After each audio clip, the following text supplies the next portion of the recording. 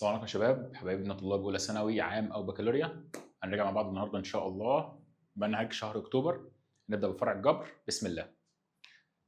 اول سؤال بيقول لي مرافق العدد ت ناقص ت تربيع. اول حاجه المرافق ان انا بغير اشاره الجزء التخيلي. طب ما ايه هو العدد اصلا؟ ده ت ناقص ت تربيع. طب ما الت تربيع دي اصلا لها قيمه. بكام قيمتها؟ دي بسالب واحد. فاصبحت ت سالب سالب يعني موجب واحد. يعني العدد ده ممكن اخليه واحد زائد ت.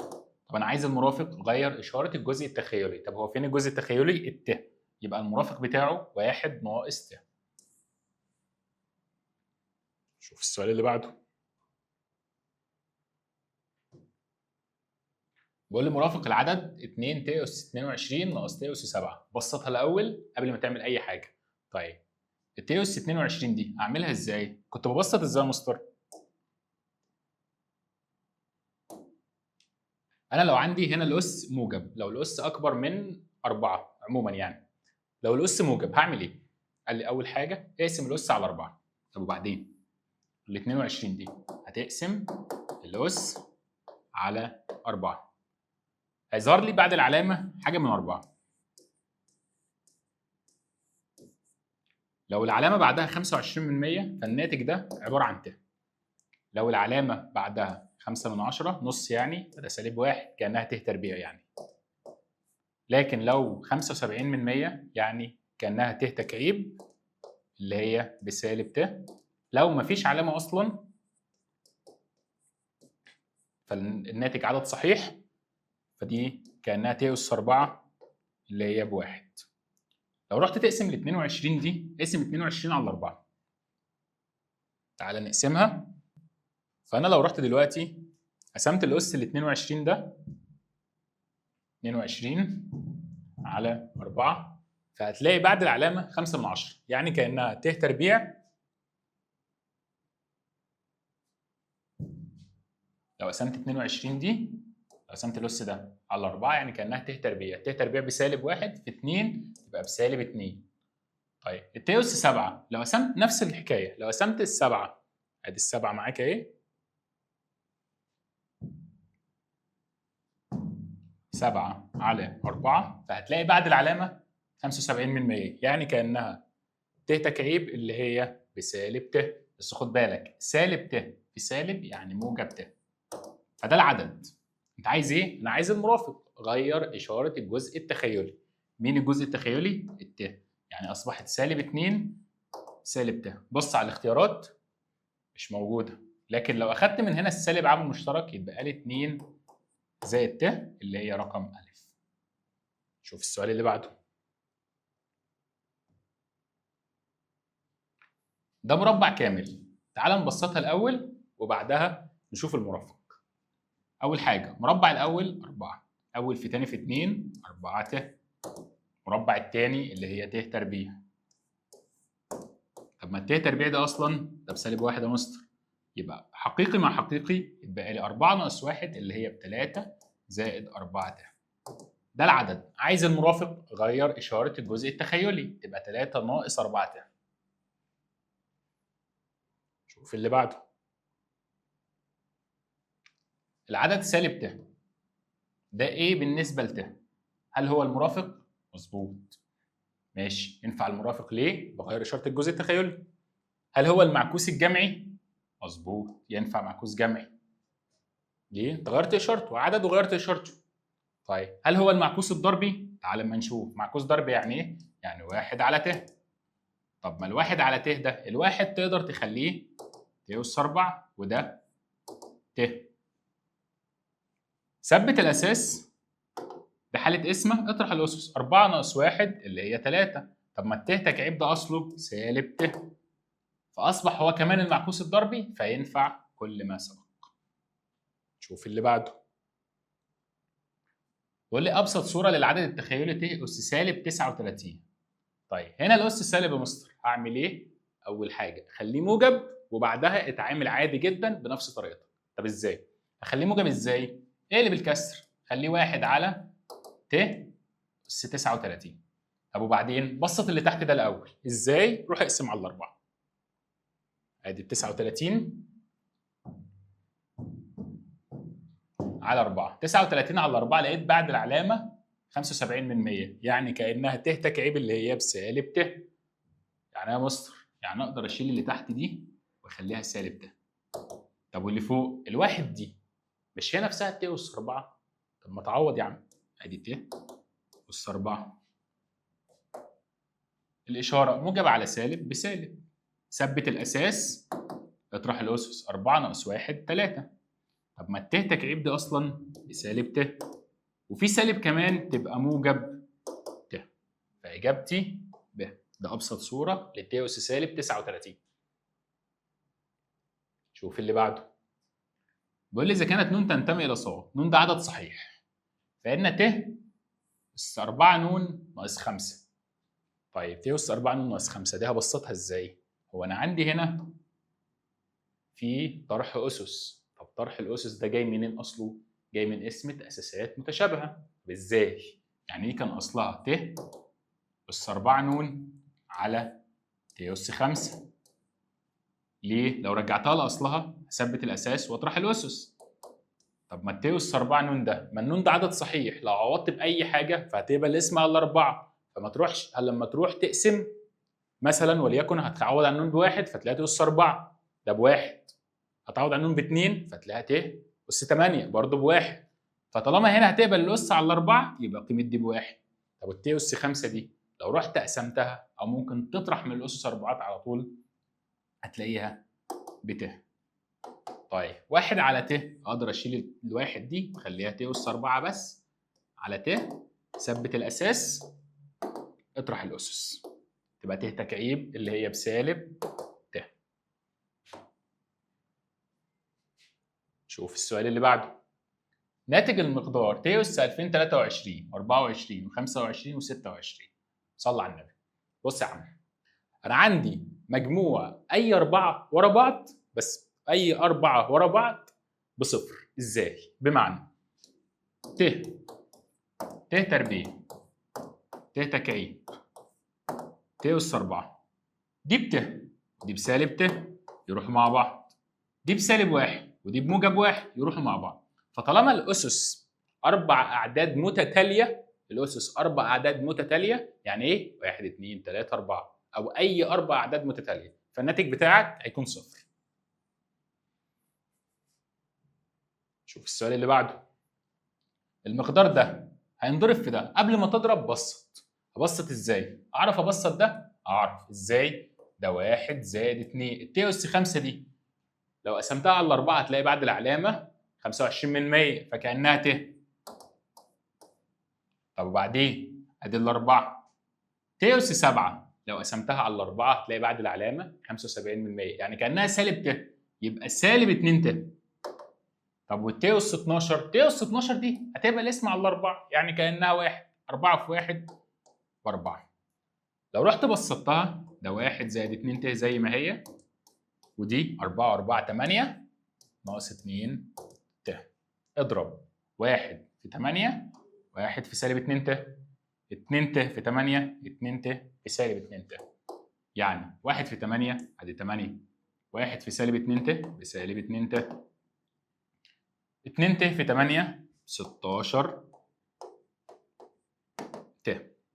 طيب 2 ت في سالب 2 ت، اول حاجه اشاره في اشاره تبقى سالب، عدد في عدد 2 في 2 4 ت في ت بت تربيع. لم الحقيقي مع الحقيقي والتخيلي مع التخيلي، بمعنى ده ت تربيع، ت تربيع دي بسالب 1 بس مضروبه في سالب 4 تبقى دي موجب 4. لم الحقيقي مع الحقيقي 8 و4 يبقى الجزء الحقيقي ب 12. طب والتخيلي سالب 2 سالب 2 ت و16 ت، يعني 16 ناقص 2 موجب 14 ت. دي ابسط صوره للعدد 12 زائد 14 ت. اجابتك ده. شوف السؤال اللي بعده. بيقول لي اذا كان س بتساوي سالب 1 ده احد الجذرين، عايز مجموع الجذرين. طيب احد الجذرين يا عم الحاج، يعني انت روح عوض، لو عوضت بالسين يحقق المعادله. ازاي؟ تعال عوض كده مكان السين، يعني سالب 1 تربيع ناقص كاف في سالب 1 ناقص 6، الكلام ده المفروض ان هو بصفر. سالب 1 تربيع بواحد، سالب في سالب بموجب كاف، ناقص 6 الكلام ده يبقى بصفر. 1 ناقص 6 ادي الكاف نزلت الاول، 1 ناقص 6 سالب 5 والكلام ده بصفر، عدي الخمسه فالكاف معاك ب5. تروح تدور على تكتب المعادله تاني، بقت س تربيع ناقص 5 س ناقص 6 الكلام ده بصفر. دي المعادله بعد ما جبت قيمه الكاف. عايز ايه؟ عايز مجموع الجذرين. اللي انا اعرفه ان مجموع الجذرين ل زائد م ده عباره عن سالب ب على ا. تعال عوض، الب هنا بسالب 5 تبقى سالب سالب يعني موجب 5 على الالف ب1 يعني مجموع الجذرين ب5. شوف السؤال اللي بعده. لام وميم هما الجذرين. عايز لام تربيع ميم زائد ميم تربيع لام. طيب واحده واحده كده. اللي انت تعرفه اصلا، اللي انت تعرف تعمله انك تجيب لام زائد ميم وتجيب لام ميم. ده اللي انت درسته. طيب وبعدين لام زائد ميم ده مجموع الجذرين اللي هو سالب ب على ا سالب 4 على 1 اللي هو سالب 4. طب وحاصل الضرب هو ج على ا 5 على 1 اللي هي ب5. يا مستر ده اخري، ده اللي انا اعرفه. طب ايه ده بقى؟ ما تيجي يا عم ما نشوف ينفع كده ناخد اي عامل مشترك. ما هنا لام تربيع وهنا لام، ما تاخد الصغير. طب وهنا ميم تربيع وهنا ميم، ما تاخد الصغير. ايه الباقي؟ لو اخدت من هنا اللام يتبقى لي لام بس والميم خلاص. طب ولو اخدت من هنا لام راحت اللام، وخدت من الميم تربيع دي ميم يتبقى ميم. فانت عندك دلوقتي المقدار اللي هو طالبه ده عباره عن حاصل الضرب في المجموع. طب ما حاصل الضرب انت مطلعه ب5 في المجموع اصلا انت مطلعه بسالب 4. يبقى 5 في سالب 4 اللي هي بسالب 20 واجابتك ج. اطلع باكبر قدر ممكن من المساله. ازاي؟ اللي تعرف تعمله اعمله هتلاقي الاجابه بتطلع لك. نشوف السؤال اللي بعده. بيقول لي جذر لام وجذر لام، الجذرين دول متساويين وانت ما خدتش اصلا غير 3 حالات للجذور الجذرين. يا الجذرين حقيقيين مختلفين، يا حقيقيين متساويين، يا مركبين غير حقيقيين. طب ما كلمه متساويين ظهرت في ايه؟ في الحقيقيين. يعني الجذرين دول المفروض ان هم حقيقيين متساويين. طيب يعني ايه الكلمه دي؟ كلمه حقيقيين متساويين يعني المميز المفروض انه بصفر. هو ايه المميز ده؟ المميز ده اللي هو ب تربيع ناقص 4 ا ج. الكلام ده المفروض ان هو بصفر. طب ما تطلع لي الالف ب والج. الالف هنا المفروض انها بواحد والب بسالب 4 والجيم هي الها. تعال عوض كده. ب تربيع سالب 4 تربيع اللي هي ب 16 ناقص 4 في الف اللي هي بواحد في الجيم اللي هي به. الكلام ده المفروض انه بصفر. يبقى 16 ناقص 4 اهي ده بصفر، عد ال 16 فالسالب 4 اهي المفروض انها بسالب 16. اقسم على سالب 4 فاللي هي تطلع لي بموجب 4. يبقى قيمه اله بموجب 4. السؤال اللي بعده بيقول لي ت في جذر السالب 9 في جذر سالب 4. اولا انا عندي سالب تحت الجذر، ادي الت الاول زي ما هي. السالب تحت الجذر هتطرد بره بت، وهنا نفس الحكايه السالب هتطرد بره بت. طيب جذر التسعة المفروض 3، جذر الأربعة المفروض 2. ت في ت في ت ده عبارة عن ت تكعيب. يبقى عبارة عن 2 في 3 دي 6 والت تكعيب دي بسالب ت. فالإجابة عندي سالب 6 ت. بيقول لي 3 ت أس 7 زائد 2 ت أس 5 الكل أس 15. سيبك من الأس دلوقتي، أنا عايز أبسط اللي جوه دي. ت أس 7 لو رحت قسمت السبعة على 4 قلنا هتلاقيه بعد العلامة 75% يعني كأنها ت تكعيب اللي هي بسالب ت. سالب ت في 3 يعني سالب 3 ت. طيب 2 ت أس 5 ت أس 5 نفس الحكاية هتلاقيها بت بس يعني زائد 2 ت. الكلام ده أس 15. سالب 3 موجب 2 يعني سالب ت أس 15. الأس فردي يطرد السالب ت أس 15. فحول الت أس 15 دي نفس الحكايه، روح اقسم الأس على 4 هتلاقيه كأنها ت تكعيب يعني بعد العلامه 75% ت تكعيب. طب وبعدين ما الت تكعيب دي بسالب ت بس في سالب هنا اوعى تنساه يعني الناتج موجب ت. شوف السؤال اللي بعده. بيقول لي عين عباره عن 2 ناقص 3 ت، فإن عين أس سالب 1. إيه عين أس سالب 1 دي؟ يعني 1 على عين. طب وبعدين 1 على عين يعني 2 1 على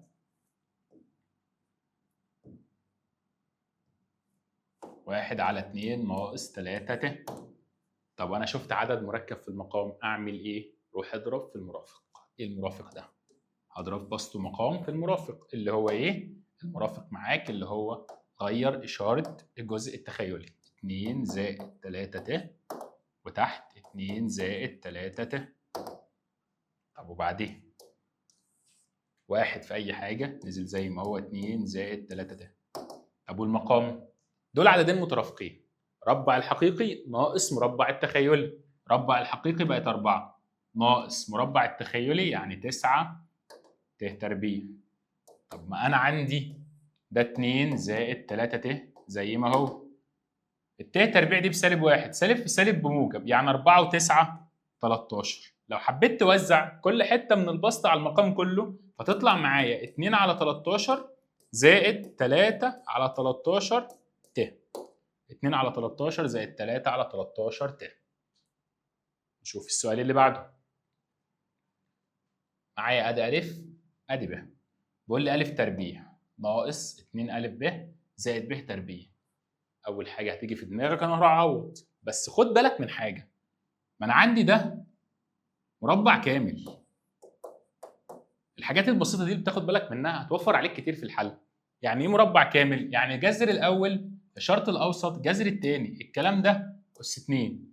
فكده هيبقى اسهل لي شويه. ليه؟ اطرح الف ناقص ب. ادي الف 4 زائد 3 ت ناقص ب، غير اشاره الب كلها يبقى ناقص 2 ناقص 3 ت. دي راحت مع دي، بس ما تنساش التربيع. يتبقى لك 4 ناقص 2 2 2 اس 2 الكلام ده ب4. شوف السؤال اللي بعده. حل المعادله دي في الاعداد المركبه. اولا لو انا عايز احل المعادله عادي جدا، ادي الس تربيع هتساوي عدل 25 تبقى سالب 25. لو هتحل في الاعداد الحقيقيه فانت هتيجي تاخد الجذر. الس عباره عن موجب او سالب جذر سالب 25. هنا مفيش حاجه في الاعداد الحقيقيه، فلو هو عايزها في الاعداد الحقيقيه هقول فاي، لكن هو عايزها في الاعداد المركبه اعمل ايه؟ السالب اللي بره اللي تحت الجذر دي تطرد بره بت. خلصت معايا على ايه؟ السين عباره عن موجب او سالب جذر 25 والت اترمت بره، يبقى هتساوي موجب او سالب جذر ال 25 5 في ت. يبقى موجب او سالب 5 ت، يعني سالب 5 ت وموجب 5 ت. شوف اللي بعده. بيقول لي اذا كان س زائد ص اس ت اس 13. بسط دي الاول. تعالى على الاله واحده واحده معايا. ادي ال 13 قسمتها على الاربعه لقيت بعد العلامه 25، يعني كانها ت بس. يعني دي كانها س زائد ص ت. الكلام ده 9 ت. طب وبعدين دول عددين مركبين بيساووا بعض، اساوي الحقيقي بالحقيقي والتخيلي بالتخيلي. بمعنى الحقيقي هنا اللي هو السين، هنا مفيش حقيقي يعني صفر. طب التخيلي هنا ص ت، التخيلي هنا 9 ت.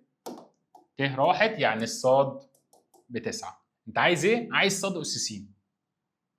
عايز صاد اس س. 9 اس صفر، اي حاجه اس صفر بواحد. اي حاجه اس صفر بواحد. نكمل. 6 ت اس 20 زائد 5 ت اس 17. بسطها الاول. ال 20 دي لو رحت قسمتها على الاربعه هتروح ليه؟ هتبقى الاسم على 4 فمش هتلاقي علامه، يعني كانها واحد. طب وبعدين ت اس 17 لو قسمتها على 4 هتلاقي بعد العلامه 25، يعني كانها ت، فاصبحت 6 زائد 5 ت. الكلام ده بيساوي س زائد ت ص.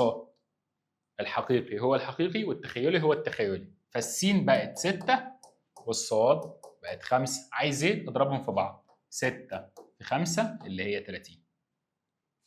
تعال نشوف السؤال اللي بعده. بيقول لي اذا كانت س ناقص 3 زائد ص ت، الكلام ده ب5 ت. ده جزء حقيقي وده جزء تخيلي. الحقيقي اللي هو الس ناقص 3 المفروض يساوي الحقيقي الناحيه الثانيه. طب فين الحقيقي هنا؟ مفيش، يعني صفر.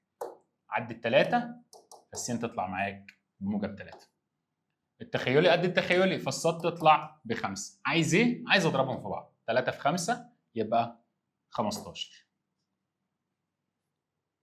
شوف اللي بعده. بيقول لي اذا كان س زائد ص زائد 5 ت، الكلام ده ب2 زائد ص ت. اولا الحقيقي اللي هو س زائد ص هيساوي الحقيقي اللي هو 2. طب والتخيلي اللي هو ال5 ت هيساوي الصاد ت. ت راحت يعني الصاد اصبحت ب5. تعال عوض. فالس زائد 5 ب2 عدي ال5 فالس تطلع معاك بسالب 3. عايز ايه انت؟ عايز س وصاد فاصبحت سالب 3 و5. شوف السؤال اللي بعده. بيقول لي الشكل ده يمثل منحنى الداله. عايز ب زائد ج. طيب الداله دي اولا يقطع محور السينات في نقطتين يبقوا الجذرين حقيقيين مختلفين. ايه هما الجذرين اصلا؟ 2 و3 اللي هما نقط التقاطع. الجذرين 2 و3. الجذرين هما 2 و3. طيب انا عايز ايه؟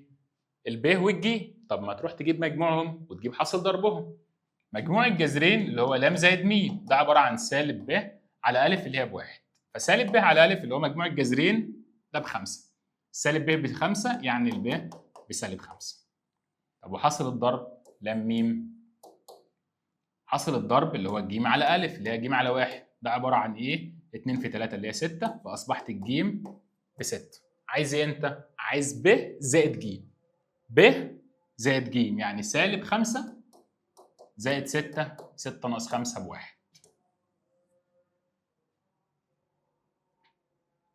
شوف السؤال اللي بعده. بيقول لي ب تربيع ناقص 4 أ ج مضروب في دالة الألف. طيب بص على الرسمة كده. المنحنى يمس محور السينات. كلمة يمس محور السينات دي يمس محور س يعني المميز بصفر. ليه؟ الجذرين حقيقيين متساويين. المميز اللي هو ب تربيع ناقص 4 أ ج المفروض ان هو بصفر. طب ما ب تربيع ناقص 4 أ ج ده بصفر. صفر في أي حاجة المفروض ان هي بصفر. فمش محتاج انا دالة التلاتة في حاجة. شوف السؤال اللي بعده.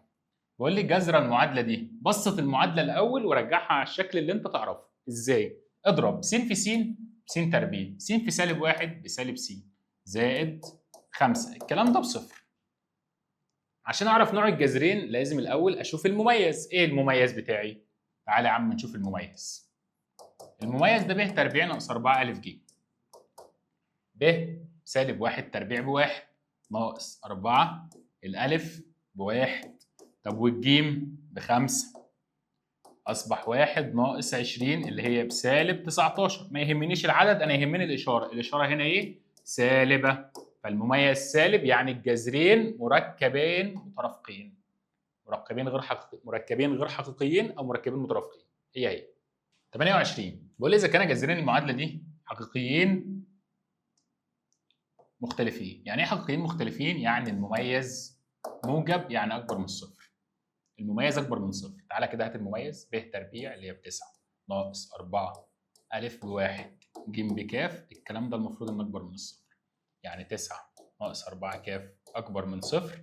عدي يعني السالب 4 كاف اكبر من السالب 9. لو قسمت على سالب اقلب العلامه.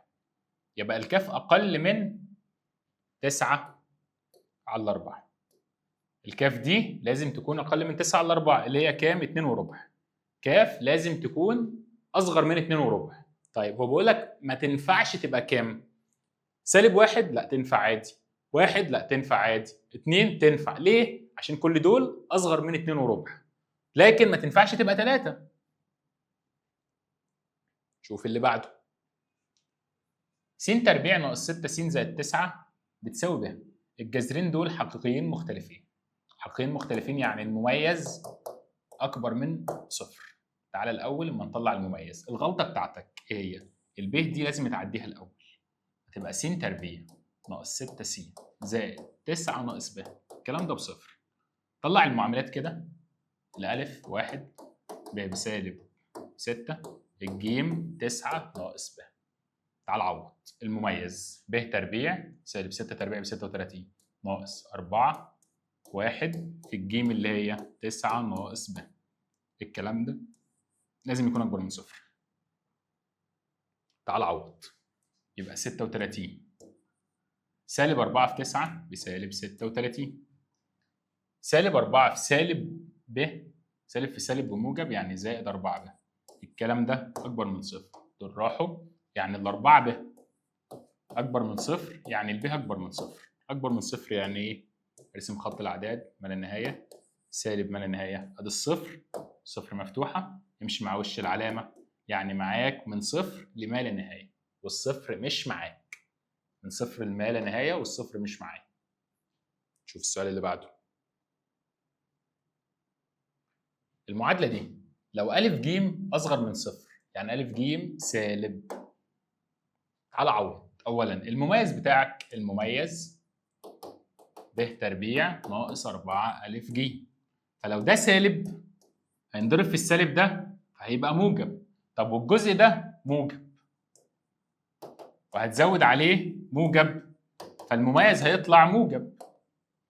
المميز موجب يعني اكبر من صفر يعني الجذرين الحقيقيين مختلفين.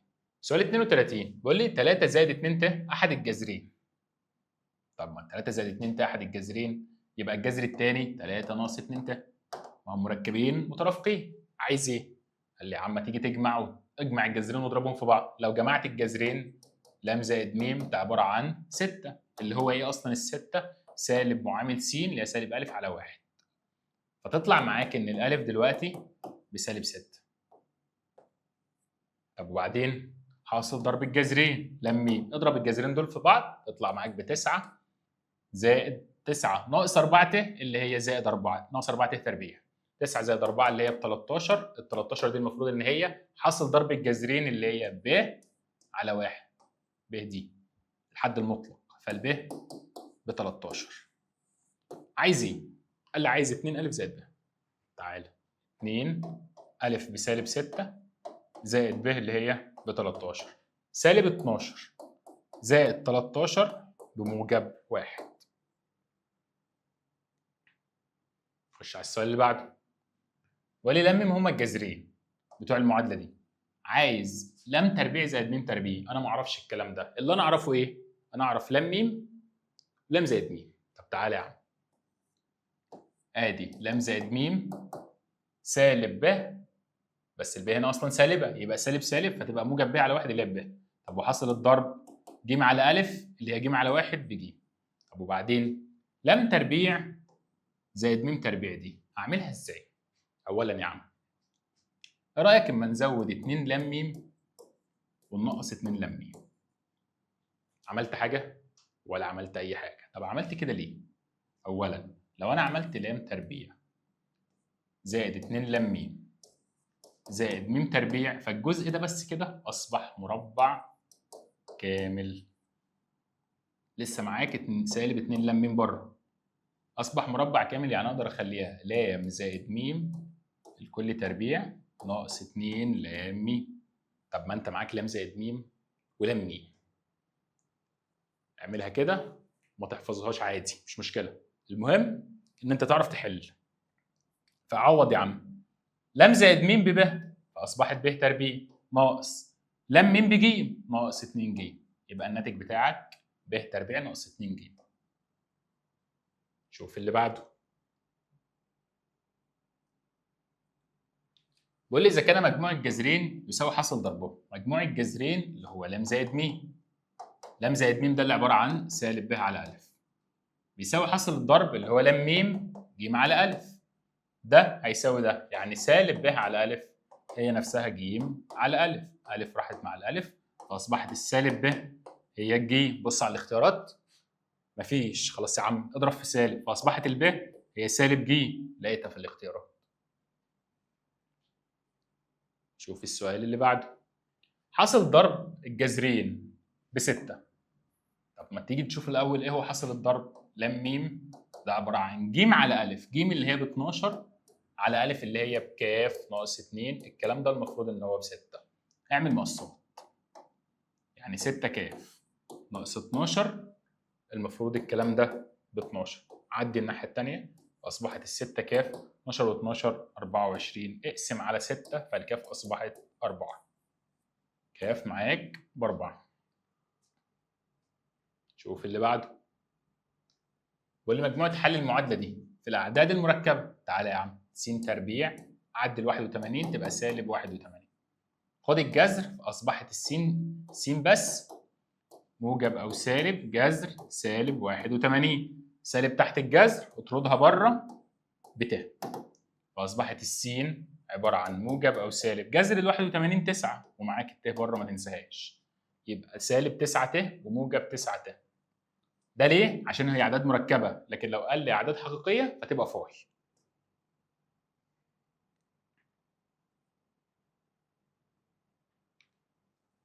مرافق العدد ده.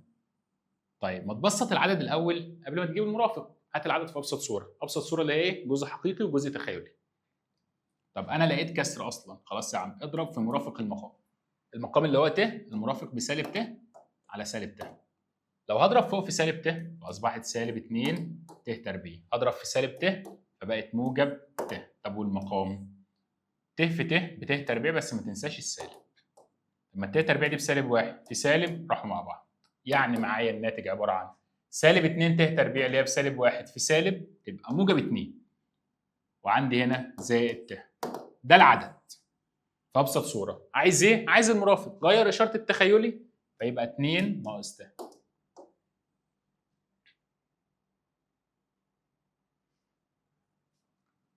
اتنين زائد ت، 2 ناقص ت، 1 زائد ت لكل تكعيب. طيب واحده واحده. اولا دول مركبين، دول عددين مترافقين. حصل ضربهم عباره عن ايه؟ مربع الحقيقي 4 ناقص مربع التخيلي، يبقى ناقص ت تربيع اللي هي زائد 1. الكلام ده مضروب في 1 زائد ت أس 3. طب إيه رأيك لما نخليها أس 2 ومعانا كمان واحد بره؟ عملنا حاجة؟ لا ما عملناش أي حاجة. ليه؟ طب ما هنا 2 وهنا 1، ده أصبحت 5 في. طب ما ده أنا عارف له قانون. إيه هو القانون؟ نزل الإشارة واقسم الأس على 2 بس تبقى 2 ت. الأس على 2 2 على 1، 2 على 2 بواحد، خلاص راحت، فدي أصبحت 2 ت. القانون بتاعك أهو يا عم. 1 زائد ت أس 2 نون هي نفسها 2 ت، نزل الإشارة اللي هنا دي أس نون فقط، فأصبحت 5 في 2 ت، وهنا 1 زائد ت. 5 في 2 يعني 10 ت، هتنضرب في 1 زائد ت. تعالى يا عم، 10 ت في 1 ب 10 ت، 10 ت في ت ب 10 ت تربيع اللي هي بسالب 1 تبقى سالب 10، يعني العدد أصبح سالب 10 زائد 10 ت. طب أنت عايز إيه؟ قال لي أنا عايز أبسط صورة، أصبح سالب 10 زائد 10 ت. شوف السؤال اللي بعده. ت أس 1 ت أس 2 ت أس 3 ت أس 4، كل 4 متتاليين مجموعهم صفر. بمعنى شوف آخر أس ده لو هيقبل على الأربعة خلاص يا عم كل ده بصفر. تعالى يا عم، قالتك معاك. آخر أس ده عبارة عن إيه؟ آخر أس ده 96، نقسم 96 على 4 أصبحت 24، فده يقبل. يعني إيه؟ يعني المفروض كان قبلها، كان قبل الت أس 96 دي في ت أس 95، في ت أس 94، في ت أس 93، يعني اللي عندي دي تقبل على الأربعة، يعني كل 4 متتاليين قيمتهم بصفر. سؤال 40 بيقول لي 1 زائد ت، 1 زائد ت تربيع، 1 زائد ت تكعيب، 1 زائد ت أس 4 إلى 1 زائد ت أس 49. أولا 1 زائد ت، 1 زائد ت تربيع دي بسالب 1. سالب 1، 1 ناقص 1 ده بصفر، فأنا مش محتاج كل ده، صفر في كل ده هيبقى بصفر. تاني 1 زائد ت تربيع دي عبارة عن 1 ناقص 1 اللي هي صفر، صفر انضربت في كل ده طيرت كل حاجة.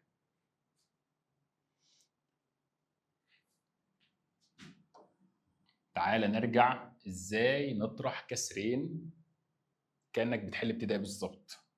اضرب اضرب اضرب، بمعنى اضرب المقامين في بعض، 1 زائد ت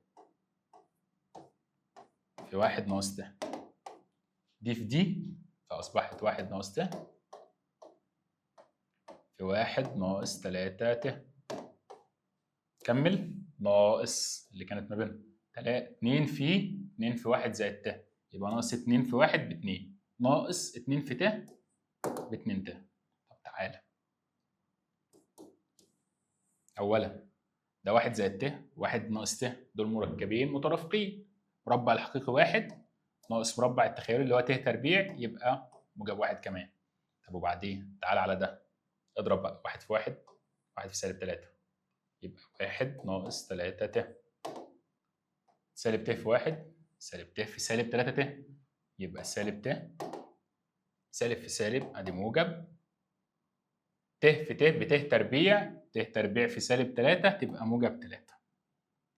تاني 3 ت تربيع ناقص 2 ناقص 2 ت، سالب في سالب موجب، 1 في 3 ب3، ت في ت ت تربيع. لم المتشابه. اولا الت تربيع دي المفروض انها سالب 1 في ما تنضرب في 3 تبقى موجب، تبقى سالب 3.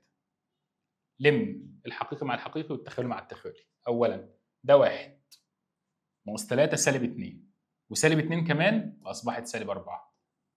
طيب سالب 3 ت وسالب 1 يبقى سالب 4، سالب 4 وسالب 2 فاصبحت سالب 6 ت، وتحت موجب 2. سالب 4 على سالب 4 على 2 بسالب 2، سالب 6 على 2 بسالب 3، فاصبحت سالب 2 سالب 3 ت. اجابتي ك. العددين دول مركبين مترافقين. طيب حاصل الضرب عباره عن 3 زائد أ ت. اولا هو حاصل الضرب العددين المترافقين اصلا بينتج عدد حقيقي. عدد حقيقي يعني ايه؟ يعني الجزء التخيلي بصفر ت. صفر ت يعني ايه؟ يعني الالف دي بصفر، مفيش اصلا جزء تخيلي. حاصل الضرب طالما مترافقين بينتج عدد حقيقي. السؤال اللي بعده، ادي س زائد ت ص، المفروض ان هي ت اس 23. بسطها، اقسم الاس على 4 هتلاقيها ب 75 بعد العلامه 75 كانها ت تكعيب اللي هي بسالب ت. طب وبعدين 2 السالب اللي تحت الجذر دي تطلع بره بت، جذر التسعه ب 3، 2 في 3 دي 6 يبقى زائد 6 ت. 6 ناقص 5 ناقص 1 يبقى 5 ت. طيب هو عايز 2 س، طب ما السين اصلا بصفر، ليه؟ مفيش جزء حقيقي. ت ص، الصاد ب5، يعني 2 في صفر راح، زائد صاد اللي هي ب5. شوف السؤال اللي بعده، بيقول لي س وص اعداد حقيقيه، س ناقص 2 ت هي نفسها 3 زائد ص ت. طب ما انا عندي دلوقتي السين ده جزء حقيقي، الحقيقي هيساوي الحقيقي يعني السين ب3، التخيل اللي هو سالب 2 ت هو نفسه ص ت، فالصاد بسالب 2. طب وبعدين عايز ايه؟ عايز مرافق س زائد ص. طب ما العدد اصلا، العدد اللي عندك ده اللي هو س زائد ص ت ده عباره عن 3 ناقص 2 ت، ده العدد. عايز ايه؟ عايز المرافق. غير اشاره الجزء التخيلي ده، غير اشاره السالب 2 تبقى موجب 2، يعني 3 زائد 2 ت. سؤال 45 بيقول لي اذا كان سالب 2 ناقص 2 ت اس 8 تساوي س زائد ت ص. اولا انا عايز ابسط دي الاول. طب ابسطها ازاي؟ اول حاجه السالب 2 سالب 2 ناقص 2 ت مش ينفع اخد عامل مشترك؟ ازاي؟ ادي سالب 2 ممكن اخليها سالب 2 اس 8 في اس 8. لما خدت السالب 2 يتبقى لي هنا 1، لما خدت السالب 2 يتبقى لي هنا ت، وطلعتها بره فاخدت نفس الاس، اصبح سالب 2 اس 8. طب 1 زائد ت اس 8 دي ما كان ليها قاعده، سالب 2 اس 8 زي ما هي. ايه القاعده بتاعتها؟ ان انا كنت بخلي دي باخد نفس الاشاره موجب واخليها 2 ت واقسم الاس على 2، فاصبحت -2. لو اس زوجي هياكل الاشاره فممكن اخليها 2 بس كفايه. 2 اس 8 في 2 اس 4 في ت اس 4.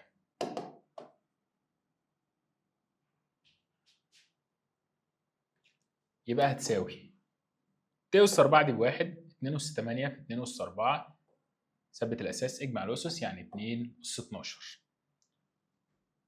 عايز ايه انت؟ الكلام ده ب 2 اس 12، فالسين الكلام ده ب س زائد ت ص. ده جزء حقيقي مفيش تخيلي، يعني الصاد بصفر، الصاد ده بصفر،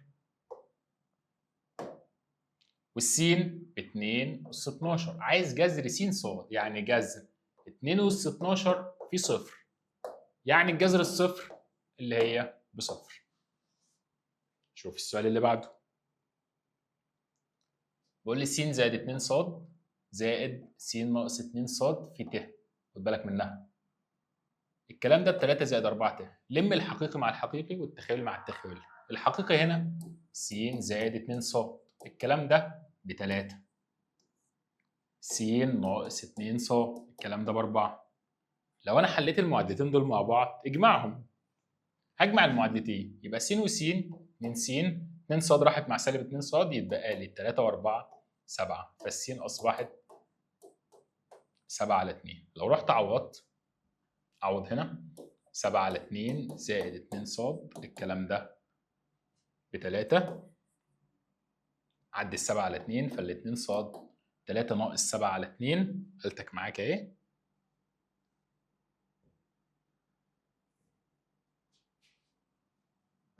3 ناقص 7 على 2 اللي هي 3 ونص اصلا، يبقى سالب نص. فال2 ص دي بسالب نص، اضرب في اقسم على 2 فالصاد بسالب ربع. عايز ايه انت؟ عايز س تربيع ناقص 4 ص تربيع. س تربيع يعني 49 على 4 ناقص 4 في ص تربيع اللي هي 1 على 16 على 4 فيها الواحد على 4 فيها الأربعة، بقت 49 على 4. خلصت معاك اهي 49 على 4 ناقص ربع اللي هي 48 على 4، تطلع معاك ب 12 بموجب 12. نكمل مع بعض الجزء الثاني من مراجعتنا وهو فرع حساب المثلثات. بسم الله. بيقول لي الزوج المرتب ده يمثل الزاويه الموجهه. اولا ده زوج مرتب، الزاويه الموجهه زوج مرتب من شعاعين احدهما الضلع الابتدائي والاخر النهائي. يعني الزاويه عباره عن ادي الضلع الابتدائي اسمه ا ب، ادي الضلع النهائي اسمه ا ج. يبقى الزاويه عندي هي زاويه ا، دي زاويه ا. طيب زاويه ا هقولها ازاي؟ ممكن اقول ب ا ج ب ا ج. شوف السؤال اللي بعده. الزاوية 585 في الوضع القياسي تكافئ زاوية قياسها. أولا الزاوية دي أكبر من 360، اطرح 360 فبقت معايا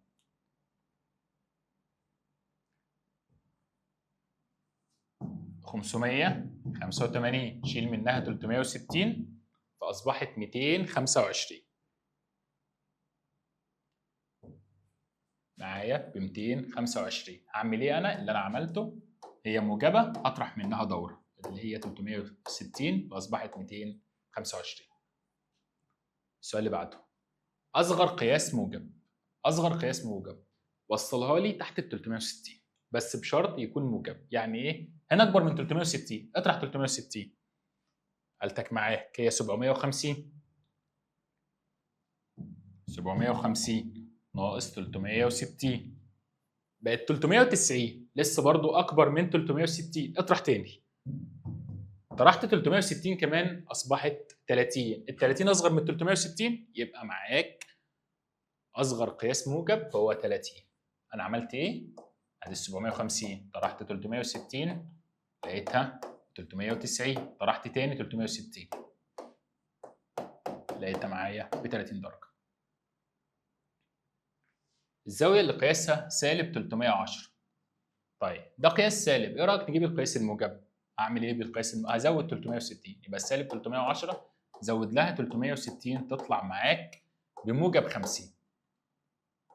عشان اجيب القياس الموجب، موجب 50 يبقى الزاويه دي في الربع الاول.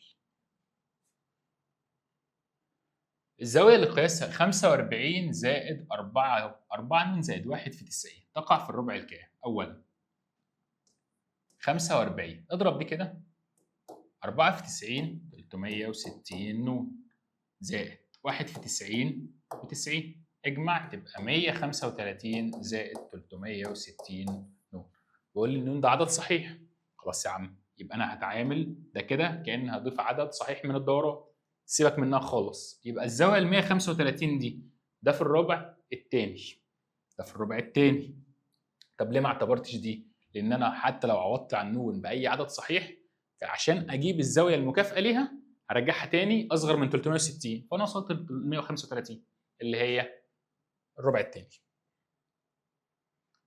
الزاويه اللي قياسها سالب 9 باي على 4، والله حابب ترجعها الاول تحولها لتقدير ستيني مفيش مشكله. طب احولها ازاي؟ شيل الباي وحط 180، بقت سالب 9 في 180 على 4. قلتك معاك.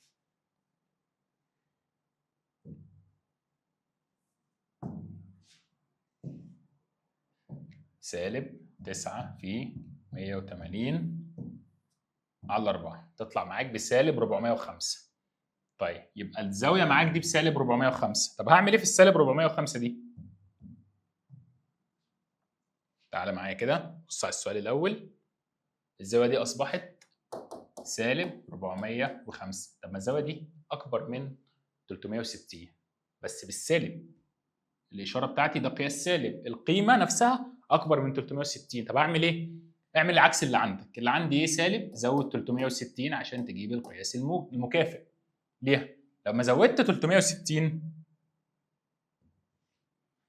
هزود 360 لسه برضو انا قياس سالب، خلاص هعمل ايه؟ زود تاني 360 فاصبحت 315.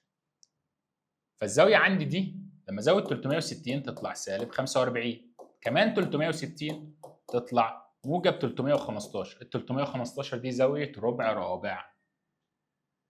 السؤال اللي بعده، جميع الزوايا الاتيه مكافئه للزاويه 60 ما عدا مكافئه لل 60. ده قياس سالب، اطرح 360 كده عشان تجيب القياس السالب، اصبحت سالب 300. ماشي، لكن طب الموجب 300 لا ما تكافئهاش. طب ما نشوف الباقي، نشوف ده ازاي. لما ازود 360 تكافئها يعني ايه؟ اطرح دوره او زود دوره. هزود 360 هتطلع 420، زودت دوره فبتكافئها. طب دي تكافئها ازاي؟ السالب 660 دي ادي يا عم سالب 660 زود لها 360 بقت سالب 300.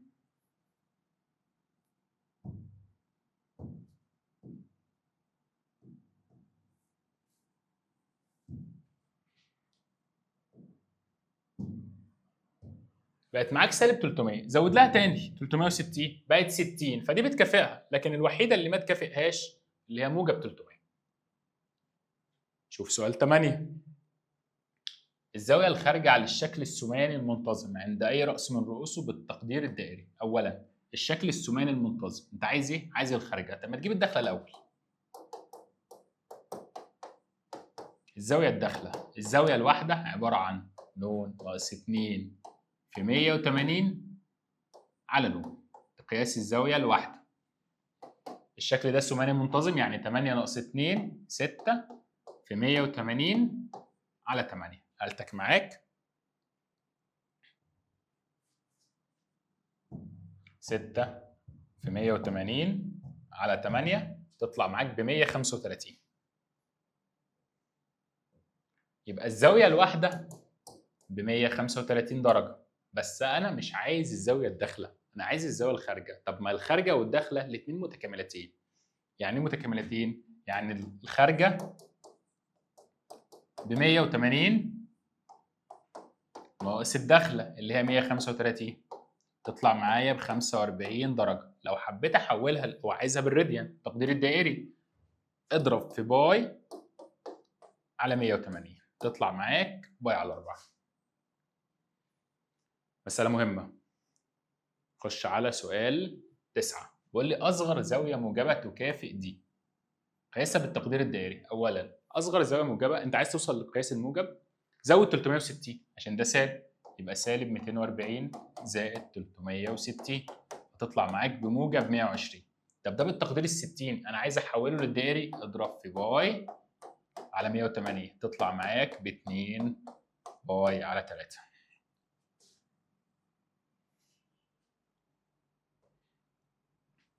واحد واتنين من 10 راديان. اولا انا عندي يا عم الحاج الزاويه بالدرجه على 180 هي نفسها السيتا بالدائري على الباي. عايز ايه؟ انا عايز الزاويه بالدرجات يعني السين هتساوي سيتا دائري في 180 على باي يعني عباره عن 1 واتنين من 10 في 180 على باي. قالتك معاك.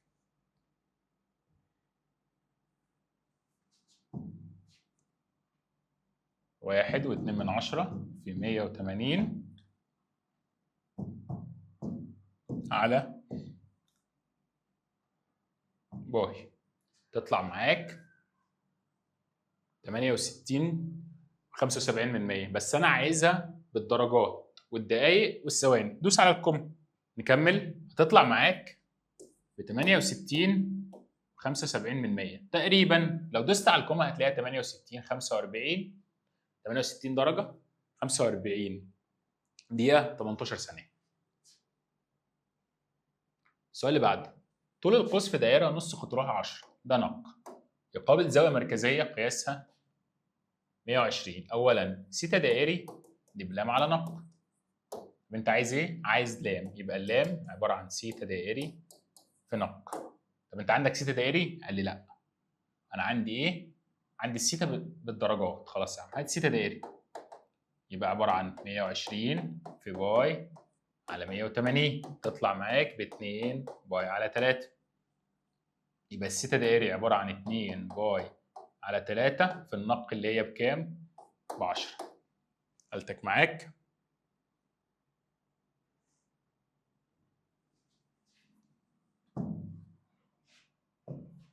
2 باي على 3 في 10 تقريبا 20.9 يعني تقريبا 21. طلع معانا ب 20.9 يعني تقريبا 21. السؤال اللي بعده. طول القوس في دائرة طول قطرها يعني نق ب6 زاوية محيطية. لا السيتا دائري هي المركزية فالمركزية ضعف المحيطية يعني 2 في 60 اللي هي ب 120 اللي هي السيتا دائري دي بالدرجات 120 درجة اللي هي بكام؟ 120 في باي على 180 يعني 2 باي على 3. فاللام معاك عبارة عن سيتا دائري في نق سيتا دائري ب 2 باي على 3 ونق معاك ب6 راحت يتبقى لك 4 باي. شوف هذا كام بالظبط. ادي 4 باي تقريبا 12 ونص 12.6 من 10 4 باي او ال4 باي. شوف اللي بعده. محيط الدايره. محيط الدايره 2 باي نق. عايز نق. طول القوس ده لام. زاويه محيطيه لا انا عايز المركزيه. السيتا دائري هي المركزيه. المركزيه ضعف المحيطيه يعني 45 درجه يعني الزاويه تطلع معاك ب 90. اولا سيتا دائري هتساوي 90 في باي على 180 اللي هي باي على 2. طيب ممكن انا على طول عيل لماح بقى يعمل ايه؟ يقول له مستر ما المركزيه 90 ما ال 90 ده ربع الدايره يبقى طول القوس ربع محيط الدايره يعني الدايره كلها قد القوس ده 4 مرات اللي هي بكام؟ ب 48. طب انت ما خدتش بالك، عادي يا عم، ادي 2 باي في النق بكام؟ هتروح تجيب النق. نق ده عباره عن لام على سيتا دائري اللي هي بكام؟ لام معاك بكام؟ 12 على باي على 2 اللي هي بكام؟ 24 على باي. تعال عوض كده، ادي 24 على باي، باي راحت مع الباي تطلع نفس الناتج برضو اللي هي بكام؟ 48. الزاويه دي في الوضع القياسي الضلع النهائي يقطع دايره الوحده في النقطه دي. عايز ظا سيتا. طيب طالما يقطع دايره الوحده المفروض ان السين دي هي الجتا والصاد هي الجا، فالظا دي جا على جتا اللي هي يبقى جا على جتا اللي هي نص على جذر 3 على 2 يعني تطلع معاك بواحد على جذر 3.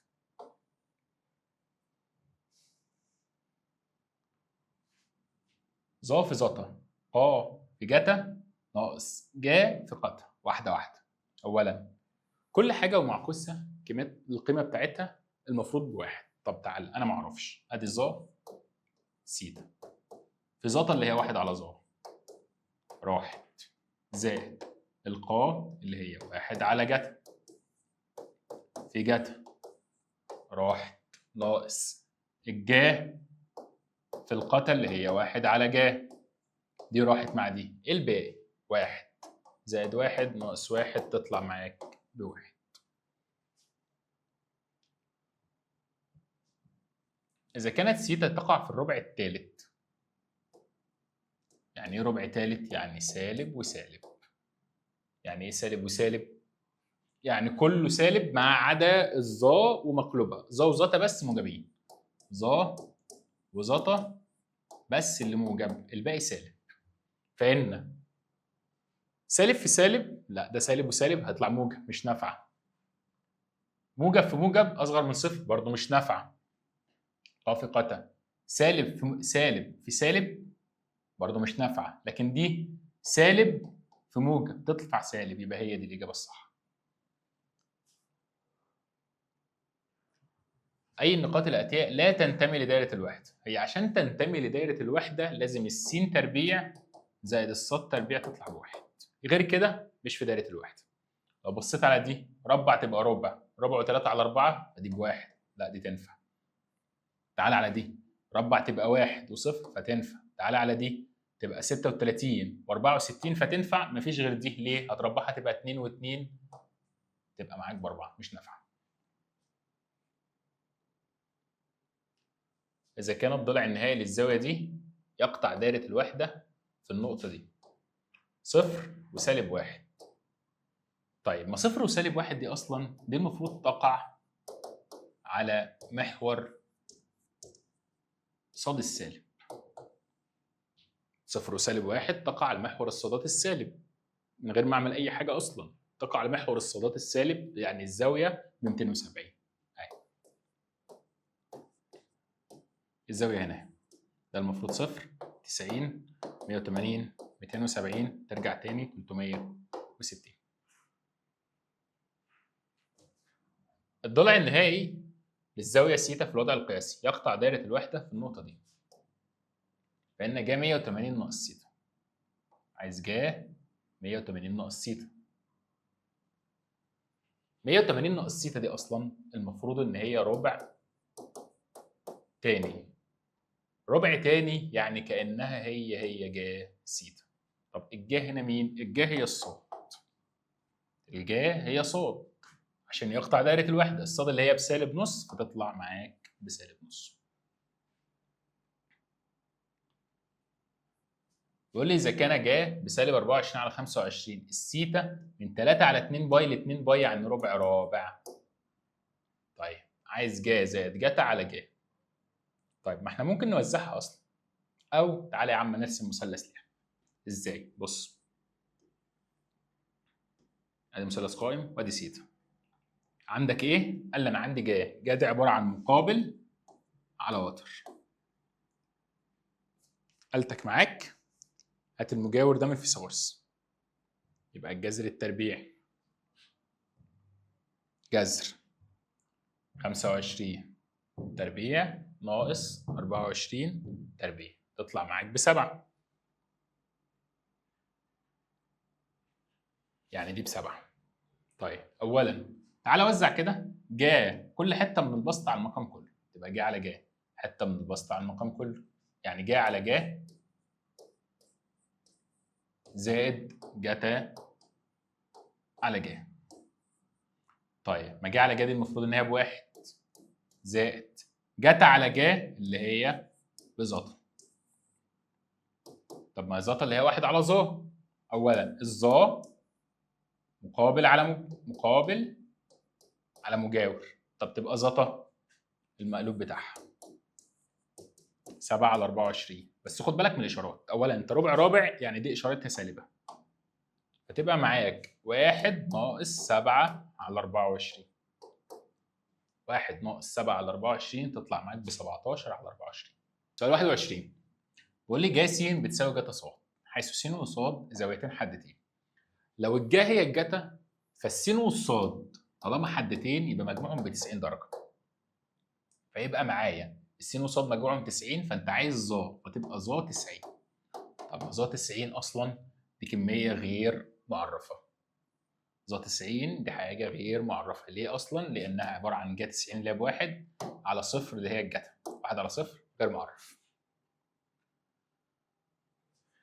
الجا بسالب 1 والجتا بصفر لان قياس زاويه سيتا اولا، يعني معايا كانها نقطه صفر وسالب 1. طب ما صفر وسالب 1 دي محور الصادات. صفر وسالب 1 ده محور الصادات السالب اللي هي الزاويه بتاعته ب 270، يعني الزاويه دي ب 270 درجه. طب انا عايز احولها لدائري، اضرب في باي على 180 تطلع معاك ب 3 باي على 2. سؤال 25 بيقول لك قياس الزاويه المحيطيه المقابله لطول قوس.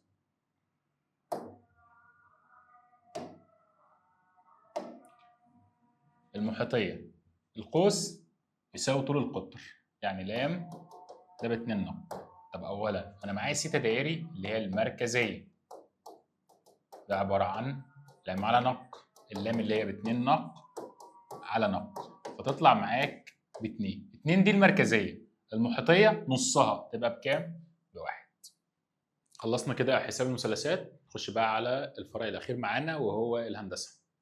اول سؤال معاك بيقول اذا كان كاف معامل التشابه. طيب اولا معامل التشابه ده الكاف ده ليه 3 قيم. لو كان الكاف ده اكبر من الواحد فيبقى اسمه تكبير. لو كاف بتساوي 1 يبقى اسمه تطابق، الشكلين متطابقين. طيب اولا انت بتقسم عدد على عدد فما ينفعش يبقى صفر. لو كانت الكاف دي اكبر من صفر واصغر من الواحد فيبقى اسمه تصغير. طب انت عايز ايه؟ بقول لي ده المضلع تصغير للمضلع، يعني الكاف ما بين الصفر والواحد، فما تنفعش صفر ما تنفعش واحد. طب وبعدين انا عايز عدد ما بين الصفر والواحد. طيب ال3 على 2 دي اللي هي 1.5 فده اكبر من الواحد ما تنفعش. مين دي؟ دي 3 على 5 اللي هي 6 من 10 فهي اللي تنفع معايا. السؤال اللي بعده بيقول لي المضلعين دي متشابهين يكونان متطابقين. اتفقنا معامل التشابه بواحد يبقى اسمه تطابق. معامل التشابه هو كاف. طيب 3 كاف ناقص 4 ما بين السالب 4 وسالب 1. 3 كاف ناقص 4 ما بين أكبر من السالب 4 وأصغر من السالب 1. حل المتباينة دي بقى واحدة واحدة. أولا أنا عايز أخلص من السالب 4 فهزود 4 على كل. هزود هنا 4 هزود 4 وادي 3 كاف هزود 4 وادي السالب 1 هزود 4. طيب دي راحت، دي بقت صفر. وهنا 3 كاف وهنا 4 ناقص 1 3. عايز اخلص من الثلاثه دي هقسم كله على 3 على 3 على 3 فالكاف اصبحت اكبر من صفر واصغر من الواحد. طب اكبر من صفر واصغر من الواحد ده اسمه تصغير. اسمه ايه؟ تصغير. نشوف السؤال اللي بعده. مضلعين متشابهين النسبه بين طولي ضلعين متناظرين هي 3 الى 4. محيط الاصغر 15، عايز محيط الاكبر. طيب انا عندي النسبه بين المحيطين هي نفسها النسبه بين ضلعين متناظرين. يعني ايه؟ محيط الاصغر على محيط الاكبر هي نفسها النسبه بين الضلعين اللي هي 3/4. طب ما انا معاك محيط الاصغر ب 15 على محيط الاكبر اللي انت عايزه، المفروض ان هي ب3/4. اعمل مقص، يبقى المحيط اللي انت عايزه المحيط الكبير 4 في 15 على 3 يطلع معايا ب20. شوف السؤال اللي بعده. واللي المثلث ده بيشابه المثلث ده. ب ج ب6، أ ب على س ص ب2/3. عايز ص ع. طب ما تكتب الأول النسب. أنا عندي أ ب على س ص هي نفسها ب ج على ص ع هي نفسها أ ج على س ع. أ ب على س ص معاك مديالك ب2/3. طيب ب ج معاك ب6. طب وص ع ده أنت عايزها. خلاص يا عم اعمل مقص، تطلع معاك إن الص ع ده هتساوي 6 في 3 على 2 تطلع معايا ب9.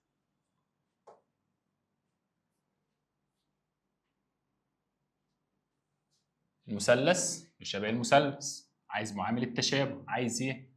انا عايز معامل التشابه، يعني نسبة من ده على نسبة من ده. طب ازاي؟ وليكن مثلا أ وج مع س وع. طب ما انا معاك ان أ ج بتساوي 3 س ع. لو انا رحت ما ارجعش فاضي. يعني ايه؟ يعني من النسبة دي أ ج على س ع هي نفسها 3/1. 3/1 اللي هي ب3. وهنا معامل التشابه أكبر من الواحد فيبقى تكبير.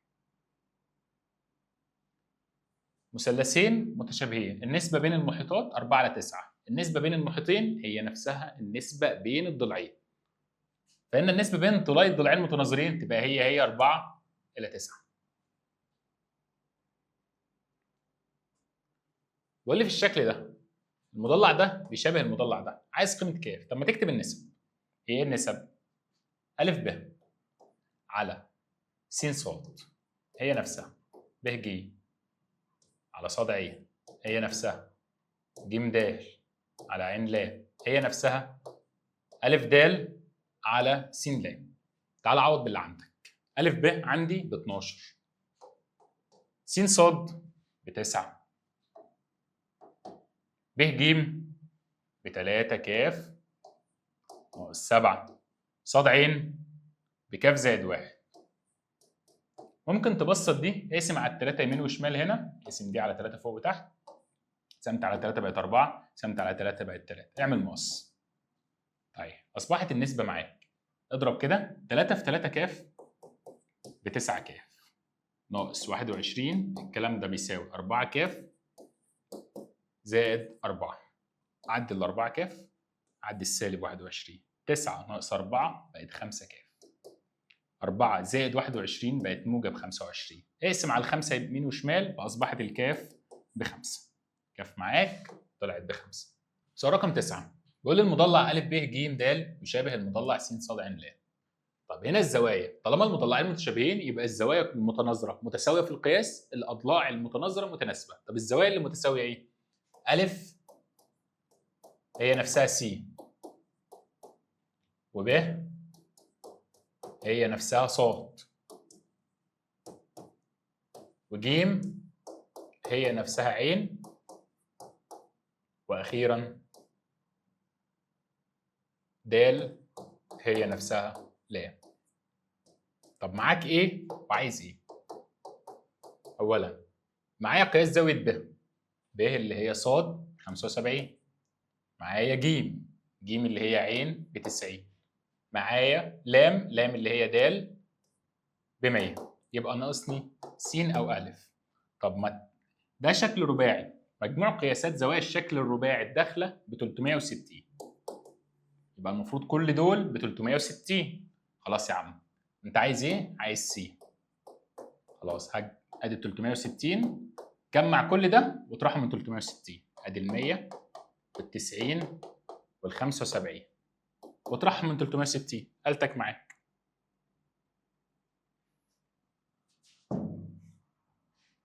360 ناقص 190 واخر زاويه كانت 75.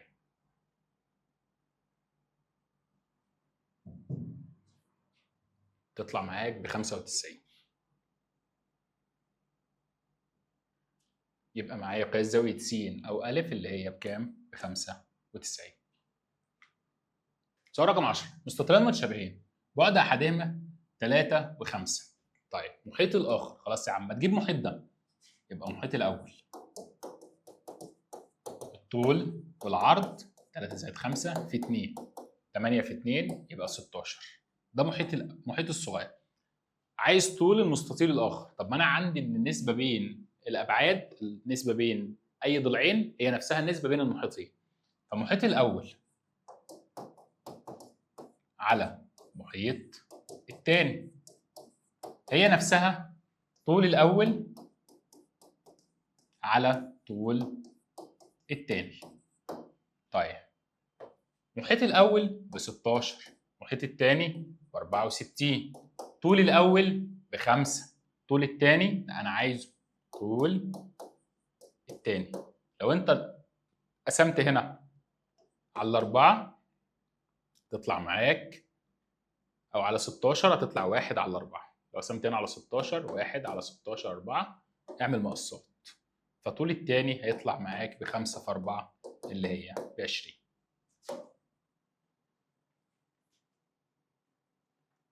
المثلث اللي فيه قياس زاويتين 50 و70. 50 و70 يبقى الثالثه اجمع واطرح من 180 120. شيلها من 180 تطلع معاك الزاويه الثالثه ب 60 درجه. يشابه المثلث اللي فيه زاويتين نفس الزوايا بالظبط 70 و50 و60.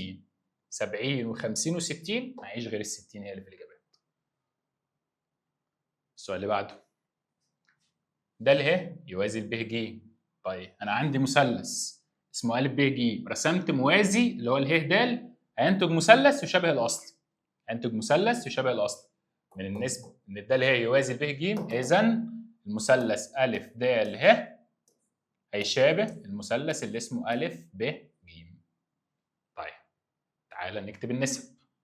منها الالف د على الف ب هي نفسها الد ه على ب ج هي نفسها الالف ه على الالف ج.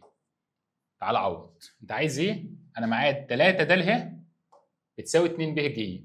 لو رحت ما ترجعش فاضي. يعني ايه؟ يعني من دي د ه على ب ج ب 2 على 3. د ه على ب ج دي ب 2 على 3 هتساوي. عايز ايه؟ معاك اله ج. معايا اله ج. فين ه ج؟ ه ج ب5.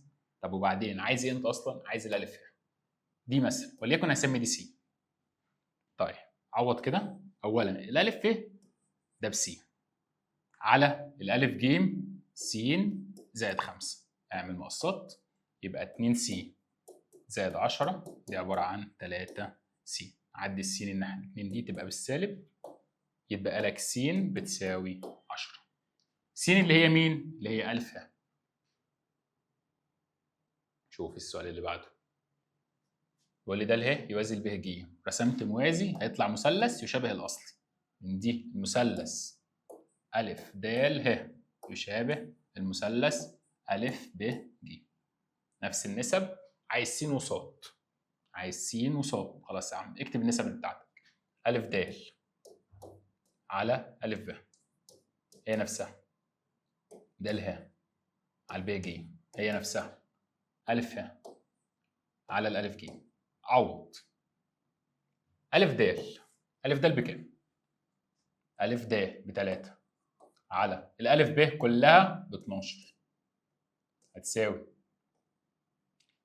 الف ه س زائد 1 الف ج س زائد 1 زائد 12 يعني س زائد 13. خد بالك منها. بتساوي د ه ب5 على ب ج اللي هي د ه على ب ج اللي هي معاك بكام؟ 5 على ص ناقص 3.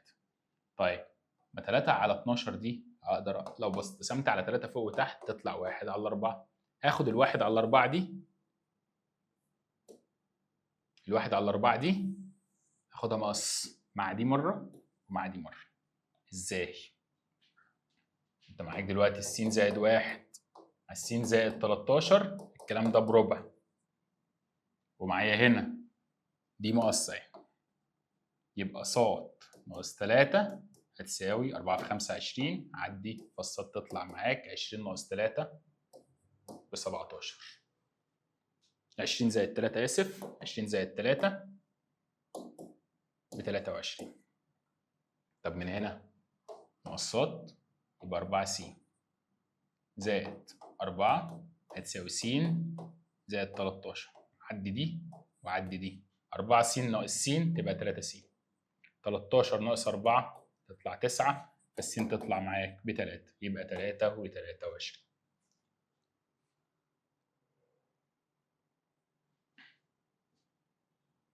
عايز ج د. اولا المثلث ده والمثلث ده متشابهين ليه؟ اولا بص يا احمد، الزاويه دي هي الزاويه. طب هتروح تدور على حاله من حالات التشابه، انت عندك حالتين تشابه انت عارفهم ايه هما الحالتين؟ الاضلاع متناسبه او زاويتين بيساوي زاويتين. طب ولا لقيت دي ولا لقيت دي، تروح تدور على الحاله الثالثه. ايه الحاله الثالثه دي بقى؟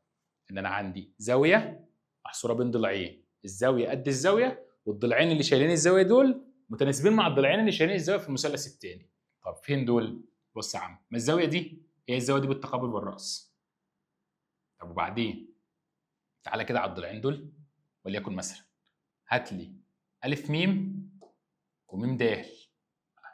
ميم ألف وميم د تطلع معاك ب6 على 12 اللي هي بنص. طب وبعدين الضلع التاني ميم ب، وعندك ميم ج ب9 على 18 اللي هي برضو بنص. فكده الأضلاع متناسبة، يبقى أنا معايا معامل التشابه بنص. الضلع الأخير اللي معاك ألف ب على الجيم د، ده برضه هو كمان هيطلع بنص. طب ما انت معاك الالف ب ب 12، يبقى 12 على الجيم د ده بنص مقصات، فيطلع الجيم د 24. سؤال 16 بيقول اذا كان طول ضلعين متناظرين في مثلثين متشابهين هم 12 و16 ومساحه الاصغر ب 135، عايز مساحه الاكبر. طيب انا عندي دلوقتي في المساحات النسبه بين المساحات هي مربع النسبه بين الاضلاع، بمعنى النسبة بين المساحات يعني مساحة الأول على مساحة التاني هتساوي مربع النسبة اللي هي 12 على 16. هجيب النسبة دي واربعها، النسبة دي هتطلع معاك 3 على 4 ربعها بقى اللي هتطلع معاك 9 على 16. 9 على 16 دي هي النسبة بين المساحات، مساحة الأول على مساحة التاني، مساحة الأول على مساحة التاني اللي هي 135 الصغير على ميم التانية ب9 على 16 مقصات، تطلع معايا ميم 2 عبارة عن 135 في 16 على 9. قالتك معاك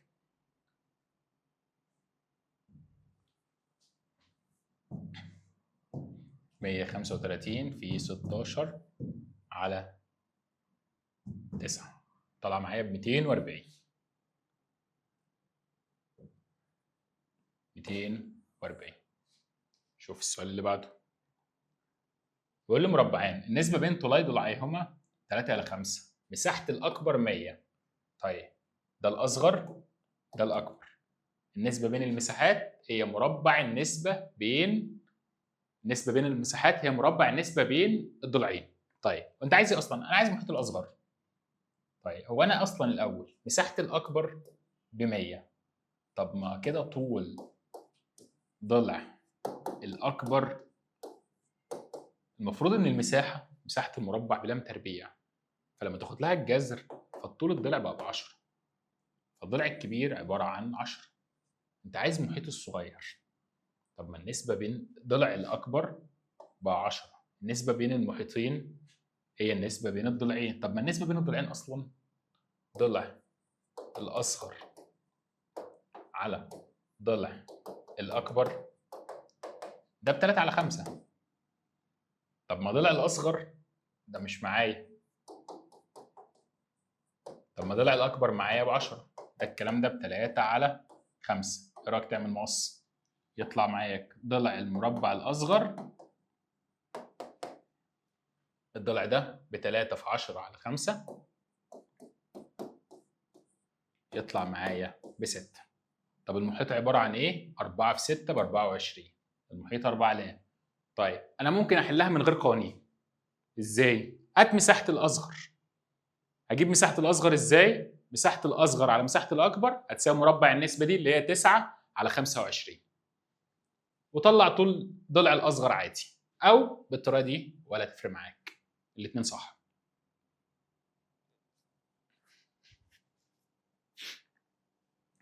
وإلا إذا كانت النسبة بين مساحتي مثلثين متشابهين هي 4 على 9. المحيط الأكبر 90. النسبة بين المساحات، لا أنا عايز النسبة بين المحيطين أو النسبة بين الضلعين. طب ما النسبة بين المساحات هي مربع النسبة بين الضلعين. طب النسبة بين الضلعين هي نفسها النسبة بين المحيطين اللي هي ايه؟ خد الجذر لدي هتطلع معاك بكام؟ 2 إلى 3. طيب المحيط يبقى محيط الأصغر اللي هي محيط الأصغر على محيط الأكبر ده ب2 على 3. المحيط الأصغر معاك؟ لا مش معايا. طب المحيط الأكبر بدولك ب90. النسبة دي المفروض إن هي 2 إلى 3. اعمل مقص. يبقى محيط الأصغر اللي أنت عايزه ده عبارة عن 2 في 90 على 3. تطلع معاك ب60.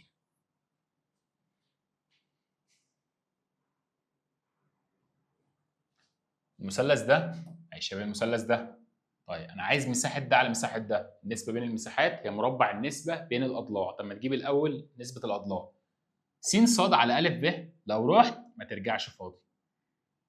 يعني المفروض النسبه بين الاضلاع اللي هي س ص على ا ب تطلع معاك ب3 إلى 1. طب نسبه المساحات لا مربع النسبه. ربع دي ربعها. ربع النسبه دي تطلع ب9 على 1 اللي هي ب9. مضلعان متشابهين. النسبة بين المحيطين هي نفسها النسبة بين الضلعين.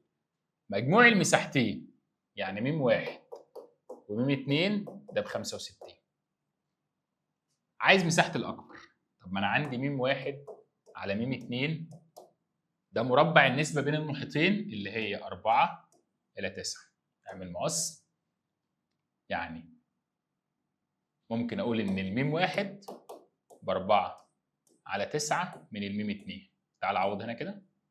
إزاي؟ 4 على 9 م 2 زائد م 2 الكلام ده المفروض ان هو ب 65.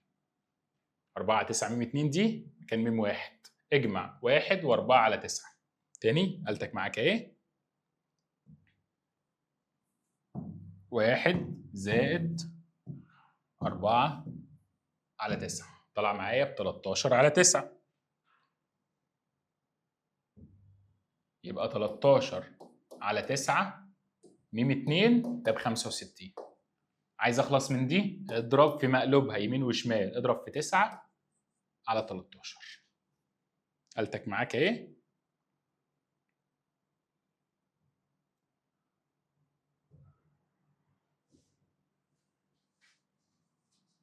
65 في 9 على 13 تطلع معاك ب 45.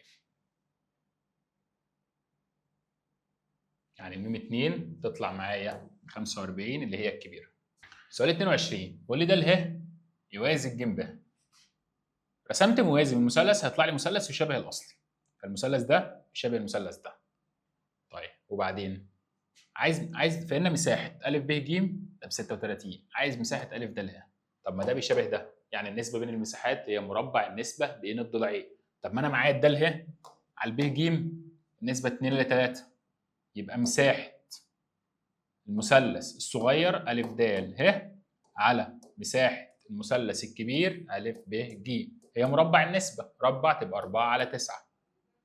مساحه المثلث الصغير مش معايا ده انا عايزها. ا د ه. مساحه المثلث الكبير ده ب 36 هتساوي 4 على 9. اعمل مقص. تطلع معاك 4 في 36 على 9 تطلع معايا ب 16.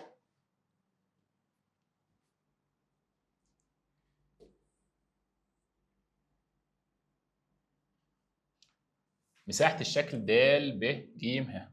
عايز مساحة الشكل ده. طب ما الشكل ده أصلا هو المثلث الكبير ناقص المثلث الصغير. طب وبعدين؟ أولا المثلث الصغير ده معاه مساحته؟ لا مش معاه مساحته. بس أنا لو رسمت موازي يبقى المثلث ده هيشابه ده. المثلث ده هيشابه المثلث ده وليكن مثلا. يبقى النسبة بين مساحة المثلث ده على مساحة المثلث الكبير هي مربع النسبة بين الضلعين. ازاي؟ أولا مساحة المثلث أ د ه على مساحة المثلث أ ب ج هي مربع النسبة بين الضلعين. طب النسبة بين الضلعين أصلا إيه؟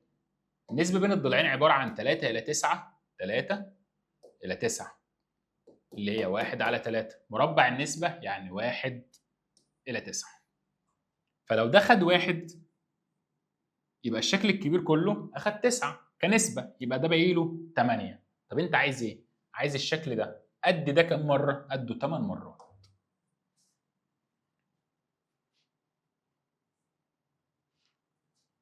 المثلث مساحة المثلث ده ب 40. مثلث أ ب ج.